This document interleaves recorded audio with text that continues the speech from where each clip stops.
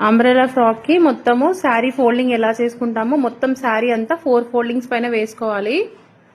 శారీ అంతా వేసుకొని ఫోల్డింగ్ నుంచి మనం ఒక వక్క కోన్ షేప్ లో వేసుకోవాలండి.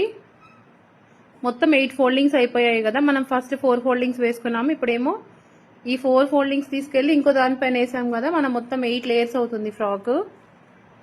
మనము ఎప్పుడైనా సరే వెస్ట్ లూజ్ ఎన్ని లేయర్స్ ఉంటే దాన్ని డివైడ్ చేసుకోవాలండి. ఇప్పుడు ఇది 8 లేయర్స్ ఉంది కదా, తన వెస్ట్ లూజ్ వచ్చేసి 40 ఇంచెస్ డివైడెడ్ బై 8 అయితే 5 కదండి.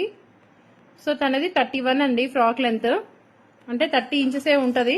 బట్ 1 ఇంచ్ పీకో చేయడం కోసం నేను 35 పెడుతున్నాను. అంతా మనం రౌండ్గా మార్క్ చేసుకోవాలి. ఇక్కడ వెస్ట్ లూజ్ కట్ చేసేసుకొని కింద కూడా మనము ఆ కోన్ షేప్లో ఎలా మార్క్ చేసుకున్నామో అలా కటింగ్ చేసేసుకోవాలి. చాలా గేరా వస్తుందండి, డబల్ గేరా, ఎందుకంటే 8 ఫోల్డింగ్స్ కాబట్టి చాలా మంచి ఫ్లేర్ వస్తుంది. చూడండి, పీకో చేపిస్తే స్టిచ్ చేస్తే చాలా బాగుంటుంది. ఇప్పుడు ఇది 4 ఫోల్డింగ్స్ మీద వేసానండి. Crepe lining 4 foldings.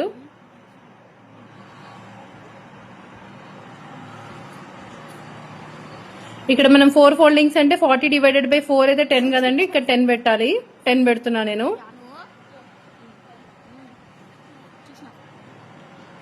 ఇప్పుడు మనము ఏదైతే 31 ఇంచెస్ పెట్టుకున్నామో ఇది 30 ఇంచెస్కే పెట్టుకోవాలండి. నిజంగా ఈ ఫ్రాక్స్ వేయడం ఎంత కష్టం అంటే మొత్తం ఫ్లోర్ పైనే వేయాలి. మనకి టేబుల్ మీద పెద్ద టేబుల్ అయితే ఫ్రీగా కట్ చేసుకోవచ్చు, బట్ ఈ ఫ్రాక్స్ అయితే అంతా ఫ్లోర్ మీదే చేయాలి. సేమ్ 30 ఇంచెస్ రౌండ్ గా మార్క్ చేసుకున్నాను. నడు మీద వచ్చేసి 10 ఇంచెస్ కదా, అది సేమ్ అంతా కోన్ షేప్ లోనే మార్క్ చేశాను. ఎక్కడ జాయింట్స్ అయితే రాలేదు నాకు. ఓకే అండి, వీడియో నచ్చితే లైక్